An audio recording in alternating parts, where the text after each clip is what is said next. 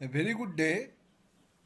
We have already discussed two topics on power station layouts and boiler general constructions. Today we are going to discuss about the boiler water steam circuit and circulation theory, which are very important aspects for steam generating process. The first application of steam for rotating a prime mover was done by Hero during 2000 BC, and the equipment he made is known as Hero's turbine. This is the first conceptual design which was done and paved the way forward for application of steam as a source of heat for rotating a prime mover. During the fast industrial development, shell type boiler came up, and this type of boilers were made up of a shell where water is filled and it is heated from the bottom with some fuel, and as a result of that the water is getting heated and saturated steam can be taken out from the top of the boiler shell. Shell type boilers are actually first generation boiler, and they are basically discarded because of several disadvantages, and these disadvantages are mainly related to area available for heat transfer because of the shell size, and there are more of heat loss across the shell boundary, and there is no insulation surrounding it, and they are more prone to explosion as the shell is directly heated, and there are limitations of capacity of steaming and accommodate the higher pressure functionality of the steaming. So that's why gradually they were discarded from the services. The second generation boilers are fire or smoke tube boilers. Basically, they are made in such a way that fire is passing through the tubes placed within a shell, and as a result there is more of heat transfer, but there is limitations also.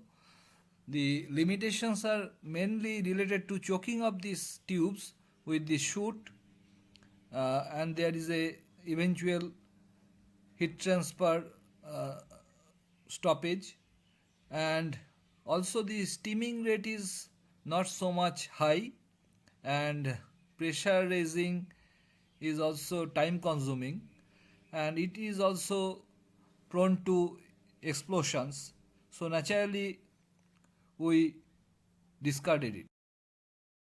The early third generation boilers are water tube boilers where water is passed through tube bundles and placed in such a way that heat is absorbed in the tube and there is more of heat transfer area, but at the same time there are much more losses also in terms of exhaust flue gas which is passing through it. Though there is no choking hazard due to chute inside the tubes, as water is flowing through the tubes and heating is done outside the tube, there is no large shell requirement to hold the water, and in this type of arrangement large capacity steaming arrangement is possible without any difficulty in manufacturing, and it is also found to be safer. So naturally this type of boilers gradually developed further in power and utility systems.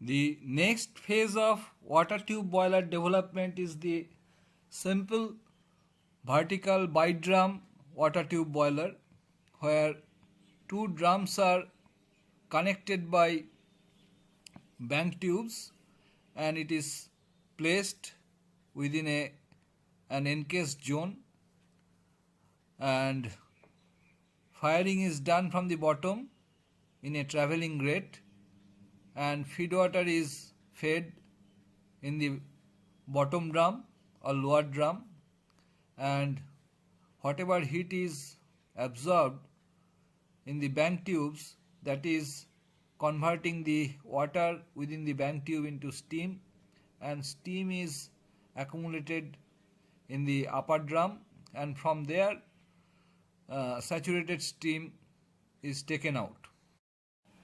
In view of the losses observed with the flue gas and considering the arrangement requirement for minimizing these losses and to get more heating of the water within the system, the feed water line has been diverted from the boiler feed pump through the waste flue gas duct. As a result of that, the concept of economizer developed. As we know, it is actually economizing the fuel cost, reducing the heat loss through the chimneys, and at the same time less evaporator heat transfer area is required, as water enters within the tubular part of the boiler with higher temperature. So steaming capacity naturally increases with same size, and we have savings in fuel and improvement in efficiency. So from there this concept of economizer came up. But there are disadvantages also, and particularly if we talk about the disadvantages in this type of arrangement, it is related to scaling of the tubes, as at the initial stage impurities in the water was quite heavy, so that creates the problem of scaling, internal scaling, sedimentation, and as a result it creates the reduction in the heat transfer rate and tube metal gets overheated. Beside that, there is non-uniform heating across the metal surface. So gradually there was a thinking how to create a circulation system so that we can separate all the sludge and impurities, as well as there is better steam generation capacity within a small space. Considering these disadvantages of primary phase of economizer development, step by step some modifications were made. The first modification was to connect the economizer outlet to the upper drum, and another connection, that is a tubing is taken out from the upper drum, which is passed through the outside of the furnace and connected to the lower drum, and from the lower drum there is some arrangement of blowdown also to prevent accumulation of sludge or impurities scales that was made. So this is the first concept of circulation that was introduced in the water tube boiler recirculation arrangement.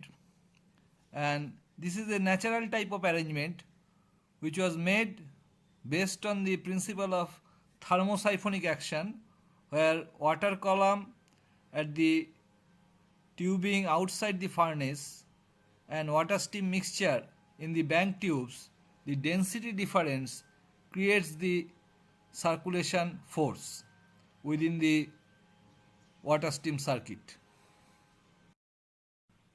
In the next phase of water tube boiler development, it was observed that the quantity of steam generated by heat absorbed in the bunk tubes and amount of heat wasted is significant, and therefore to minimize this heat waste, the concept of water walling of the furnace came up, and we found that gradually from bite drum we came up with the concept of single drum or steam drum concept, and economizer is placed in the convective pass and water heated in the economizer are taken to the drum, and there is a downcomer from the drum which is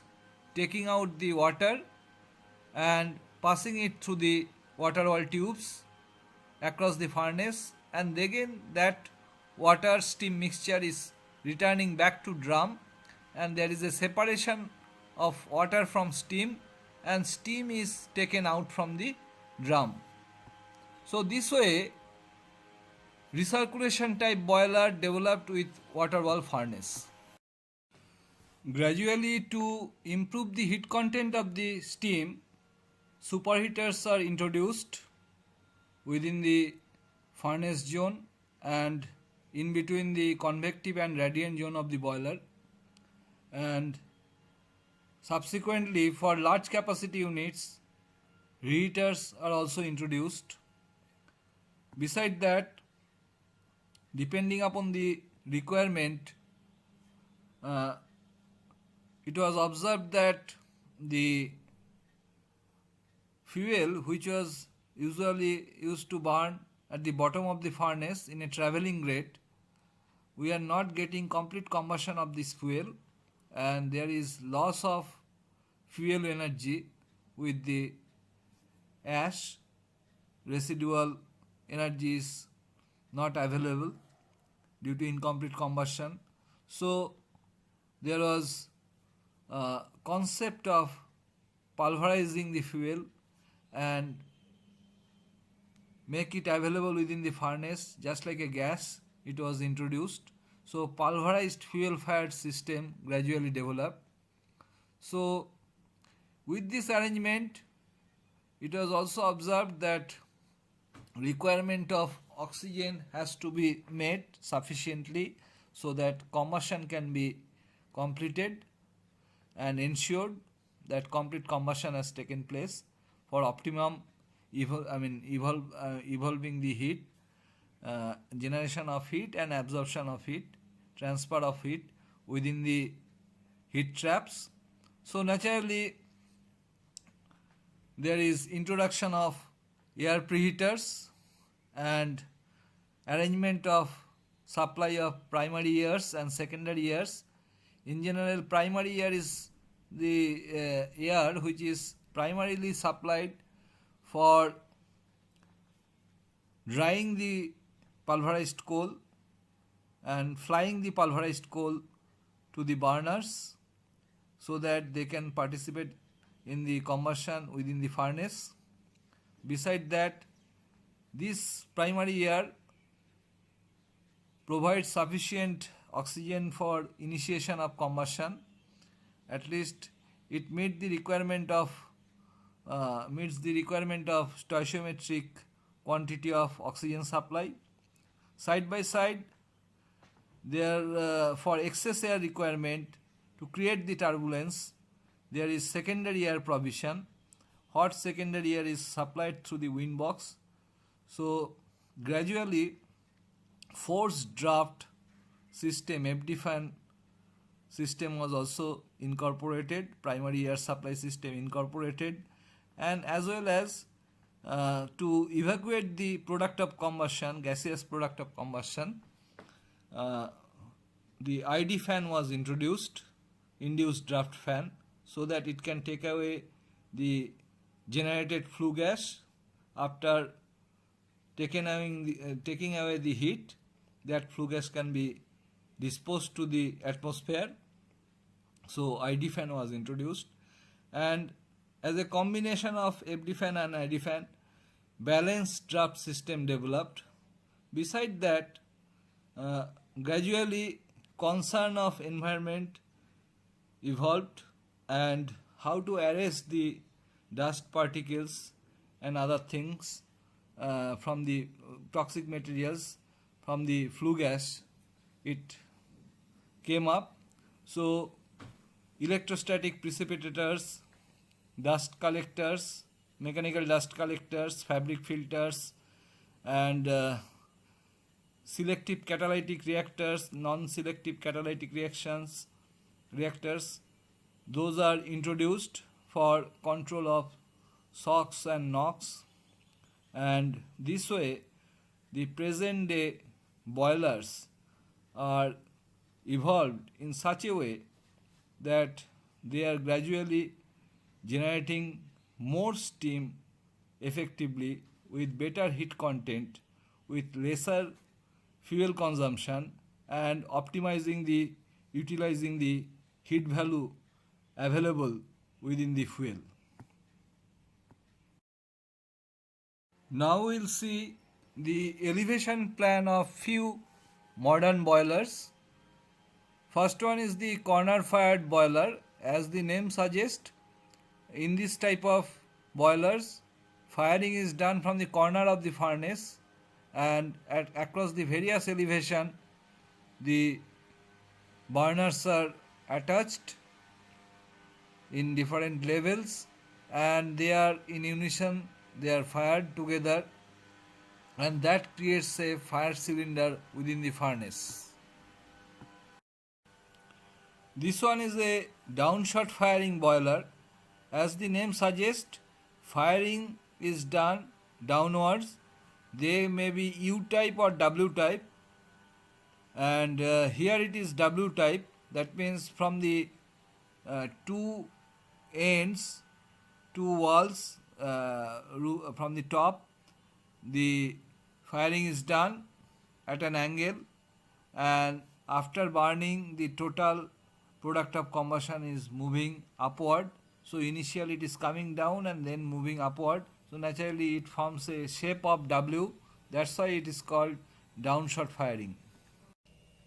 This boiler is having a cyclone furnace with superheat reheat installation, and cyclone burners are fitted at the bottom of the furnace front wall. So this type of arrangements are found particularly with high CV coal, where retention time of the coal particles is more and it requires quicker heat absorption. This one is the elevation plan of 660 megawatt supercritical boiler, which we can find in CPAT NTPC unit. And this type of boilers, the features are very much salient, like opposed firing arrangement, and there is no drum. Of course, there is a steam separator, and unlike subcritical units, there is no drum.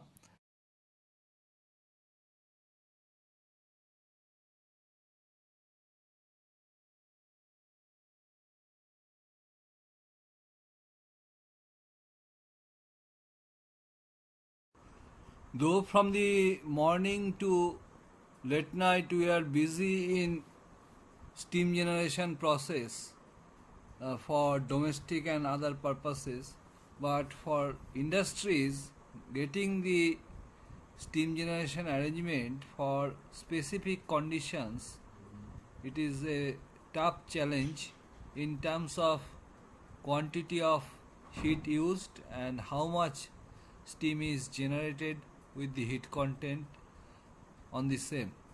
So naturally, steam generation itself is related to specific temperature and pressure conditions, and conditions of steam generation determines the quality of steam.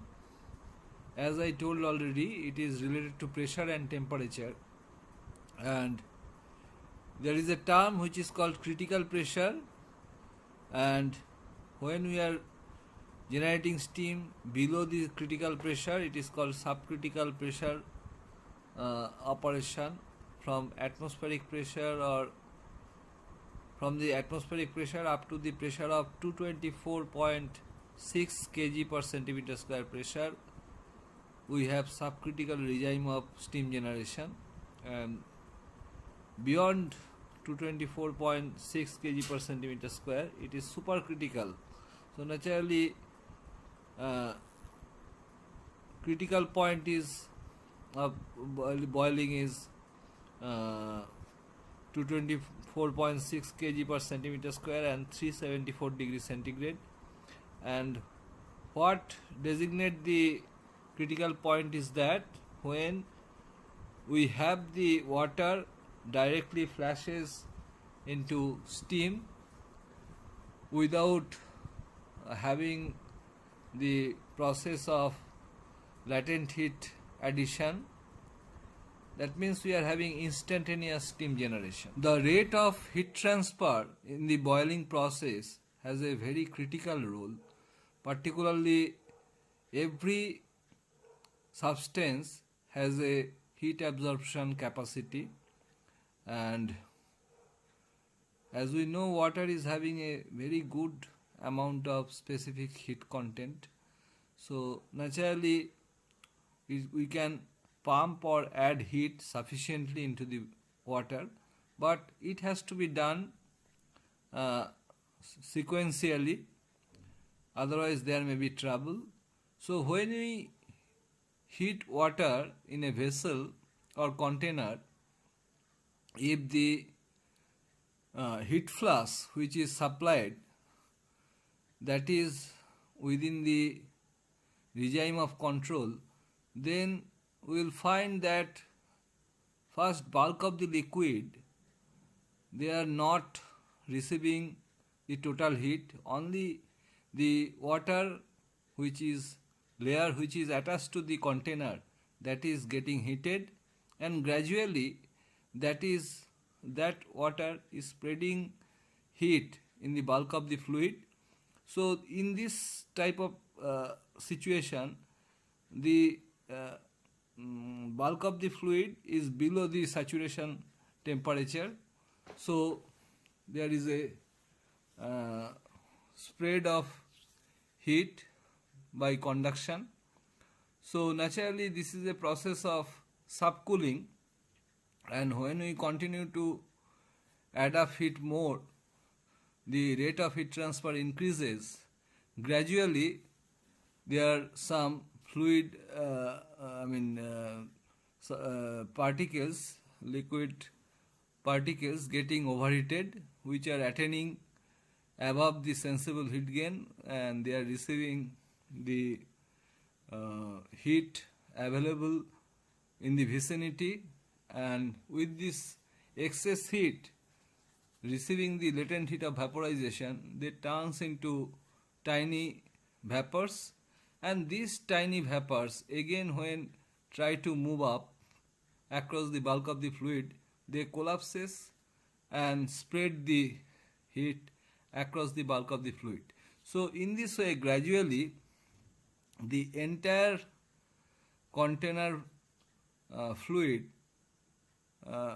gradually attains the temperature of saturation temperature, and after that whatever excess heat is received, that adds up to latent heat of vaporization, and gradually we find the more number of tiny bubbles are coming up, and these tiny bubbles like nuclei, and they are coming up from the top, and they are collapsing together, and gradually, as if from the top of the surface, they are flashing into steam.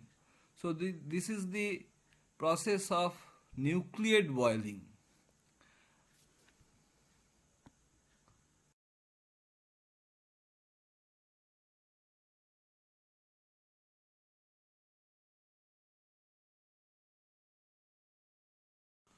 Now there may be another situation of heat transfer when the vessel is getting extremely overheated, and when we pour liquid into the vessel, so due to high heat availability, the liquid layer which is coming in contact of the vessel immediately turns into steam, and as a result there is a steam blanketing, and this steam blanketing affects the heat transfer and boiling of the bulk of the fluid, because coefficient of heat transfer of steam is less than coefficient of heat transfer of water. So as a result we find that there is a situation where heat is getting accumulated in the vessel, overheating the vessel, but there is no boiling occurring as such as found in nucleate boiling regime, and due to the presence of this film of steam blanket. So this kind of boiling is called film boiling.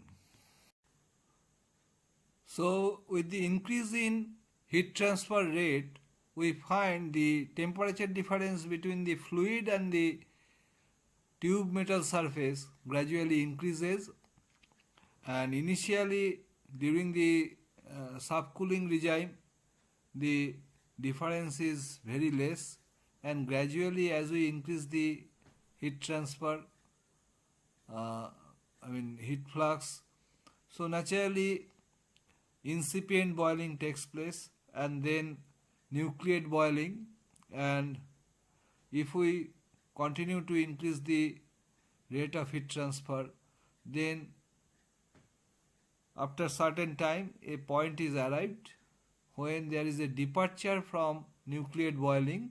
Sometimes it is also referred as DNB point, beyond which the steam bubbles which formed like nuclei, they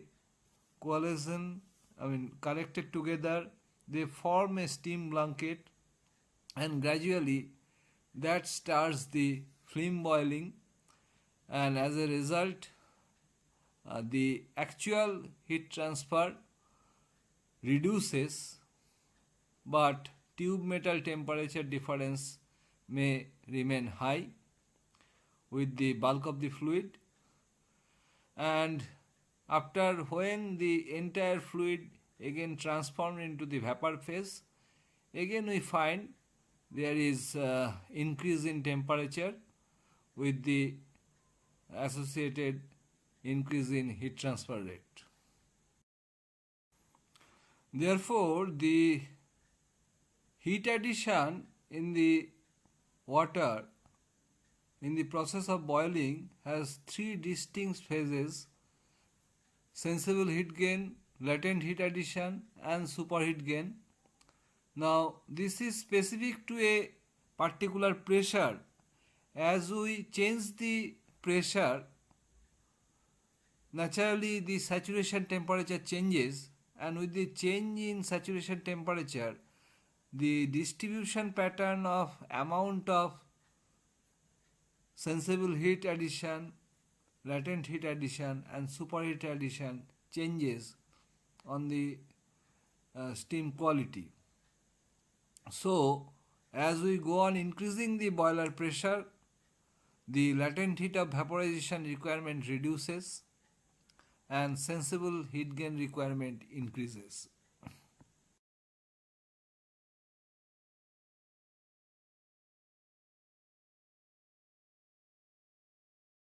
Let us now try to understand the boiling process from the perspective of process flow configuration.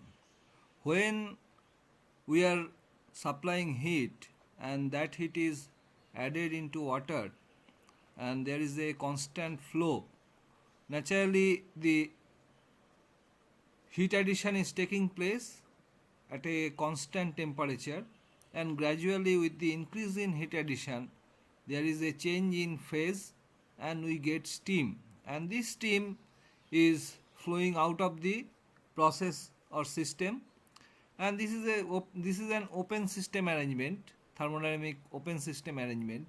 And whenever we have heating arrangement in a closed system, then along with the rise in temperature there is a change in pressure that changes the uh, your saturation temperature. Naturally evaporation varies, so that we will discuss further, but before that let us try to understand the impact of heat addition in terms of steam generation and how it is happening when there is a circulation or flow across the system. There is an open system and there is a closed system. In case of open system, when we go on adding heat, so water coming inside the flow passage, it is receiving the heat and gradually there is rise in temperature, and once the amount of heat received uh, giving the water taking the water in the saturation temperature, gradually latent heat of vaporization is getting added, and as a result gradually some steam bubbles come out and we get continuously steam water mixture in the flow system, and this percentage of steam and percentage of water remaining, that is determined by the heat addition process and rate of change in heat addition. And as we go on increasing the heat addition, naturally dryness fraction of the steam changes and we get more rapidly the steam availability from the system. So as a result, quantity of steam is increasing, but at the same time, if we go on increasing the heat addition at much more rapid rate, then there may be a layering formation of steam blanket across the heat transfer surface, and that will gradually result in a situation of film creation, and this film creation, there we find mist of water vapors are coming within the system and water particles are remaining within a steam space. So that creates film boiling, and film boiling is critical for tube material because there may be eventually higher temperature of the tube metal surface and there may be failure. So we have to see how we arrange the heat addition successively so that tube metal temperature is not getting higher and it is damaging the tube by high temperature oxidation.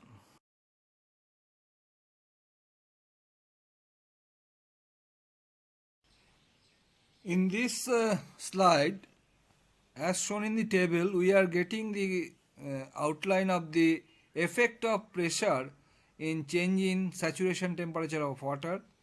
If you see, saturation temperature at atmospheric pressure is 1 kg, at 1 bar it is 100 degrees centigrade, and as we increase this to 50 bar, saturation temperature comes to 264 degrees centigrade, and latent heat of vaporization requirement, it is 1640 kilojoule per kg, and if we go on increasing the pressure to 200 bar, then saturation temperature comes to 366 degrees centigrade, and latent heat of vaporization that is required reduces to 592 kilojoule per kg.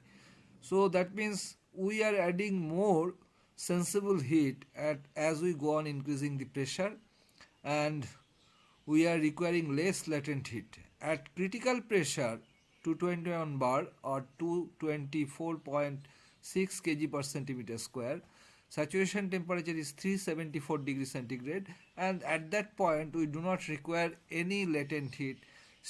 Water is getting flashed into steam instantaneously.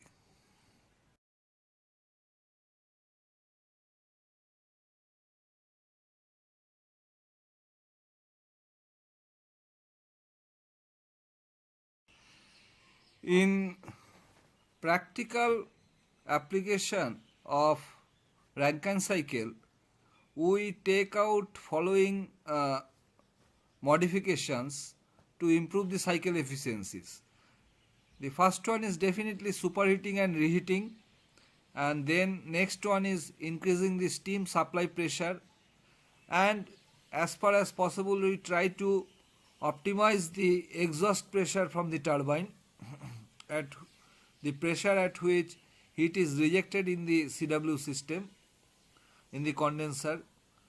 And we have also regenerative feed water heating system to improve the cycle efficiency as well as minimize the losses at the that is generating in the heat rejection.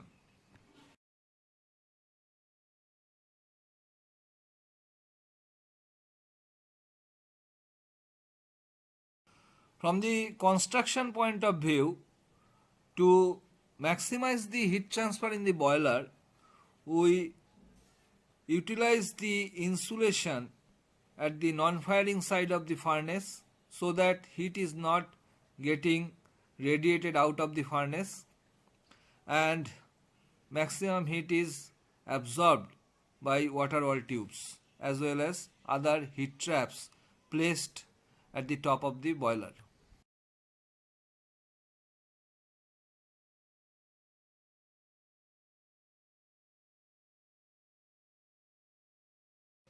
Whether we go for continuous pass of water, or like once through system, or if we arrange with a boiler drum circulation of water.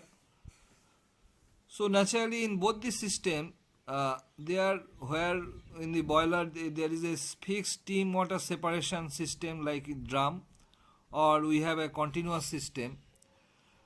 We have to see this critical heat flux is not attained instantaneously, and there is no failure of tubes. At the same time, two approaches are there in the circulation process.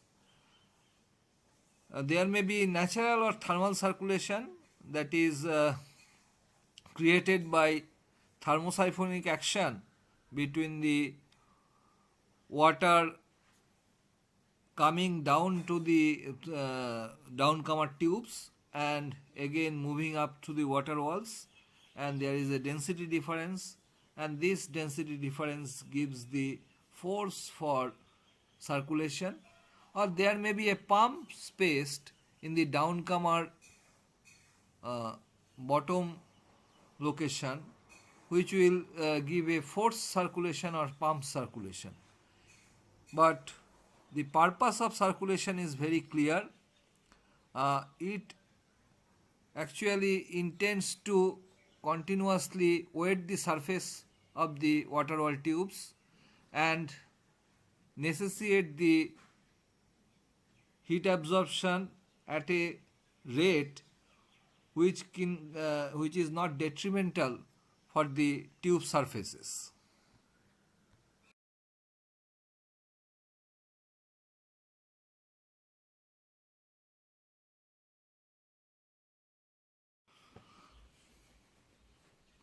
So far we have seen this heat addition in single phase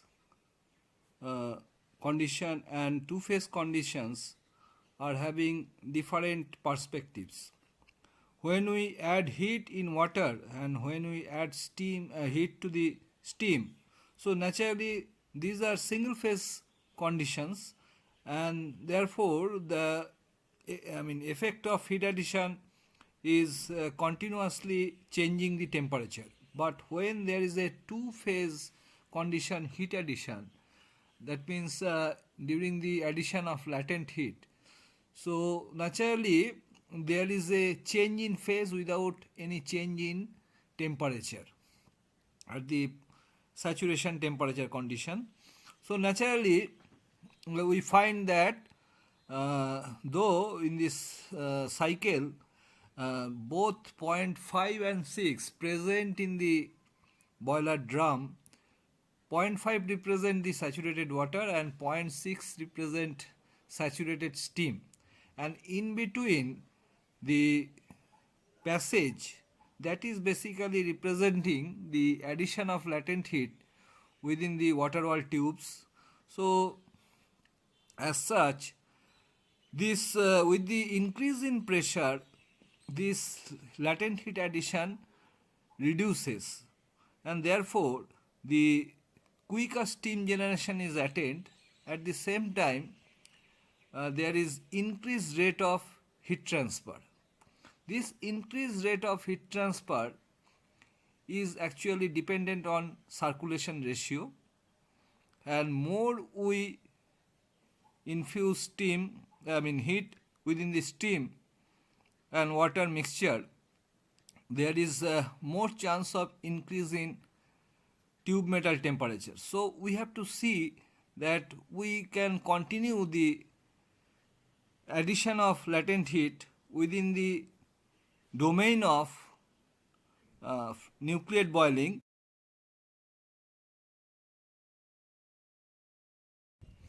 Whenever we increase the boiler operating pressure from subcritical regime to supercritical, that means above 224.6 kg per centimeter square, so naturally the requirement of latent heat addition is totally removed.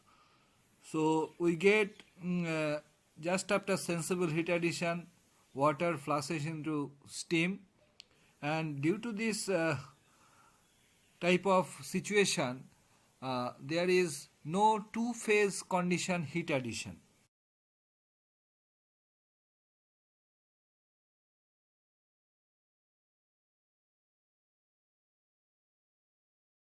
We have single phase water heat addition followed by two phase latent heat addition and again single phase superheat addition. But in case of supercritical, we have single phase water sensible heat addition followed by superheat addition. So this transformation gives the potential of increased rate of heat transfer. At the same time, there is more statutory restrictions related to heat transfer rate, so that tube materials must be strong enough to withstand high temperature oxidation chances, and we have to see that the heat addition is taking place in a phased manner, so that transition from water to steam is smooth.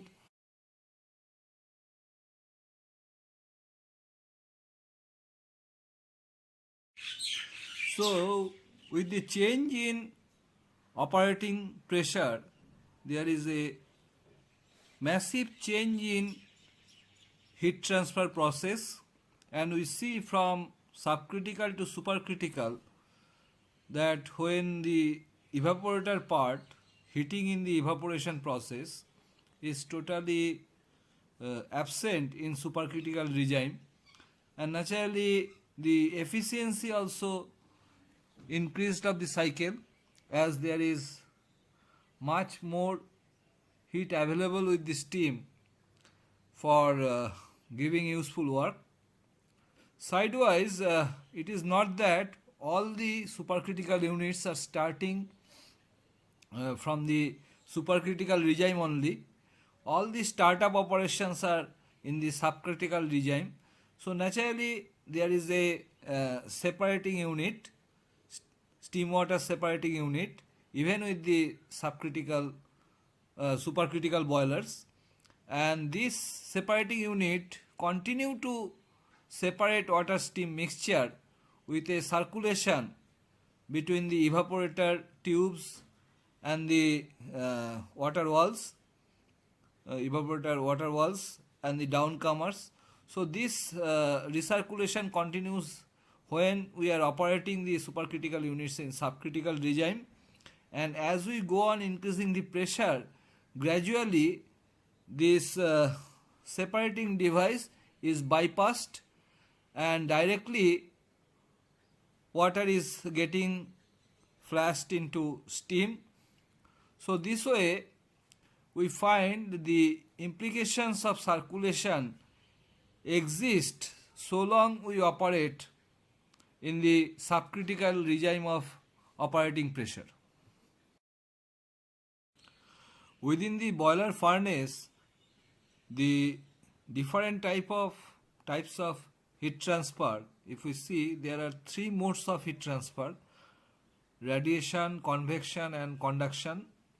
But the amount of heat transfer that is taking place due to conduction is very minimal, around 20 to 22%, but remaining 78-80% of the heat is getting transferred either by radiation or convection. In fact, radiation heat transfer is predominant because of this coefficient of heat transfer in the process of radiation is having maximum. So naturally it is more effective in luminous zone of the furnace. In the non-luminous zone, second pass, we have convective heat transfer. Convection is there. Let us now try to understand the process of heat transfer within the boiler furnace and what are the impacts of scaling or your corrosion, fire side or water side corrosions. As you see that within the boiler, when the combustion is taking place, the average temperature which is available is around 1500 degrees centigrade to 1800 degrees centigrade. But when the tubes are receiving the heat, so naturally tube metal temperature comes with the coolant flow. Coolant is water or water steam mixture which is flowing through it. So temperature comes around 400 degrees centigrade. It is outer wall of the tube, and inner wall of the tube may have a temperature around 350 degrees centigrade. So naturally there lies a difference of around 50 degrees centigrade temperature between inner and outer wall of the tubes. And bulk of the fluid, naturally we get a temperature of the bulk of the fluid around 340 degrees centigrade. So you see that how gradually temperature gradient changes in the process of heat transfer, and how that is getting affected differently when some impurities comes in. When there is some scaling due to hardness of water or due to corrosion or due to fire side or water side corrosion, due to the scaling, what is happening, the heat received by the tube surfaces, that are these tube surfaces are not clean, and naturally whatever heat they are receiving, due to the resistance posed by this your scales, so tube metal temperature increases beyond the normal temperature, and we may get instead of 400, the temperature comes out to be 430.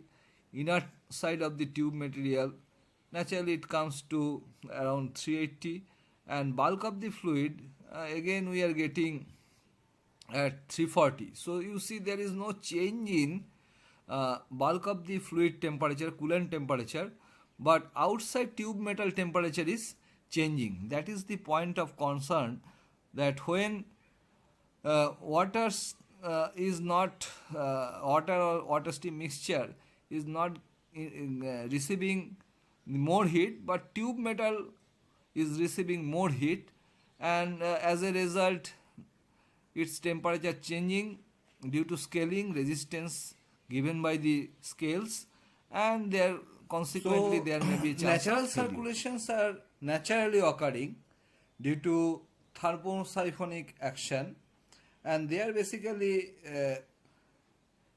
driven by gravity, and as the density difference is there between the downcomer column of water with the water steam mixture within the water walls, so this density difference that creates the thermal head, and that is moving and circulating this total system, water steam mixture and water, so that movement continues.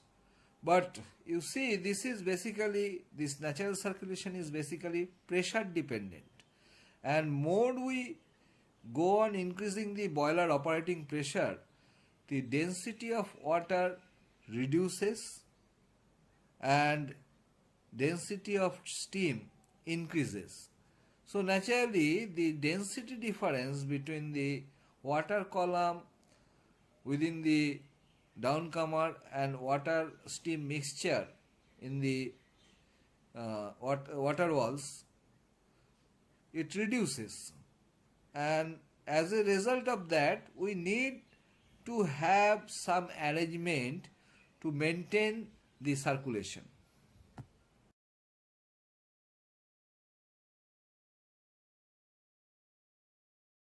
Therefore, whenever the operating pressure goes beyond 180 kg per centimeter square, then we need some pumps in the downcomer segment so that we can maintain the circulation in the adequate level, so that heat transfer remains at the same condition.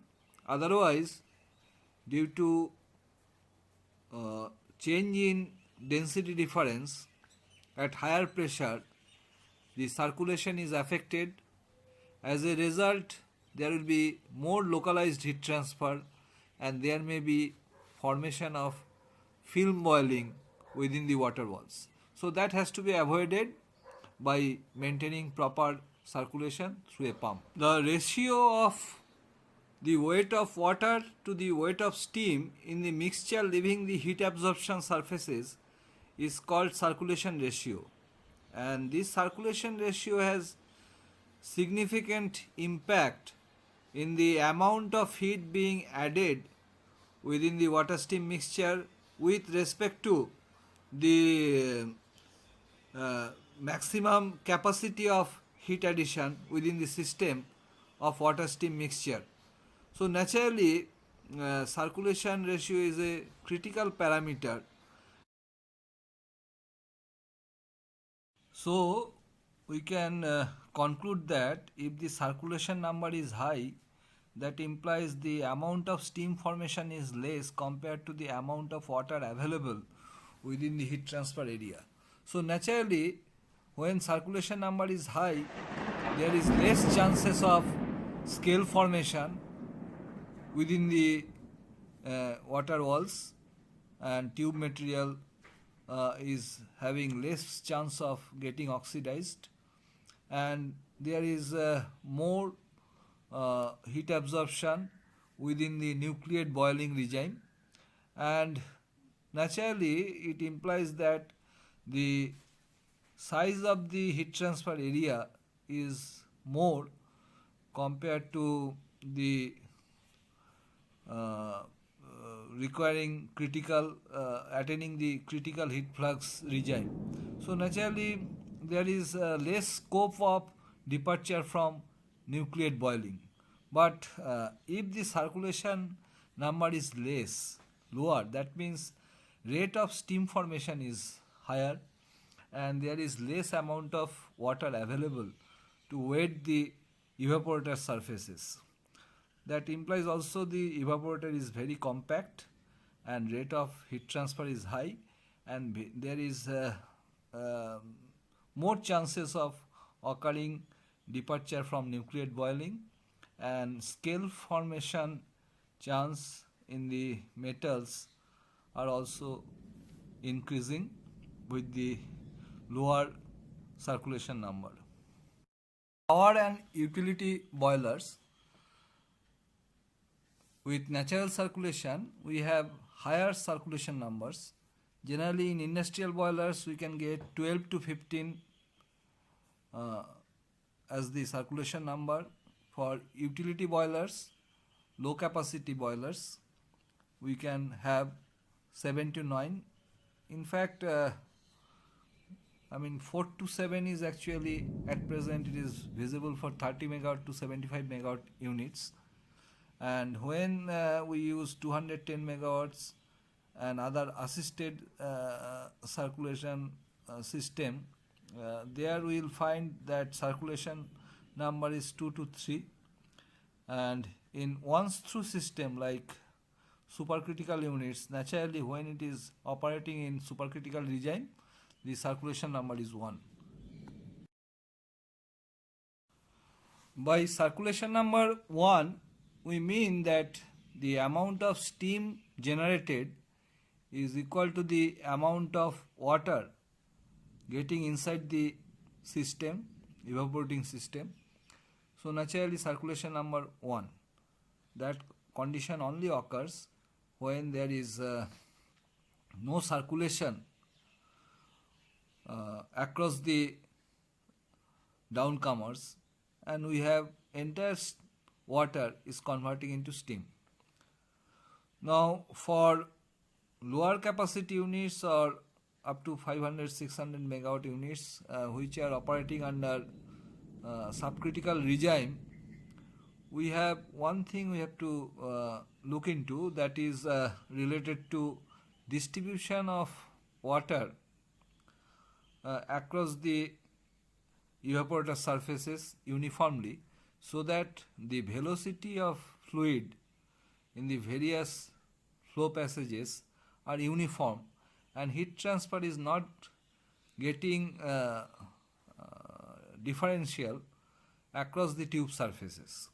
So to maintain and control the uniform heat transfer across all the water wall tubes, we have orifice fitted in each tube inlet, and through that we maintained uniform velocity of water steam mixture across all the water wall tubes, so that heat transfer is maintained and regulated with circulation ratio, and there is no departure from nucleate boiling. Beside that, we have to take care of in the flow passage, we have to take care of heating in such a way this aspect of crossing the critical heat flux condition never arises, and this flow is entirely within the regime of nucleate boiling, and there is no chance of reaching the DNB.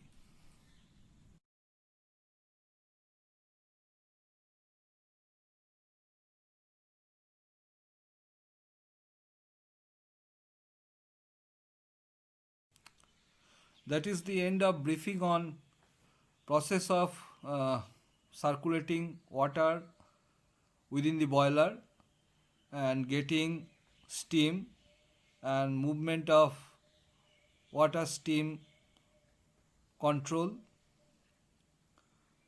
through the circulation process. If you have any queries further, you can contact me in the given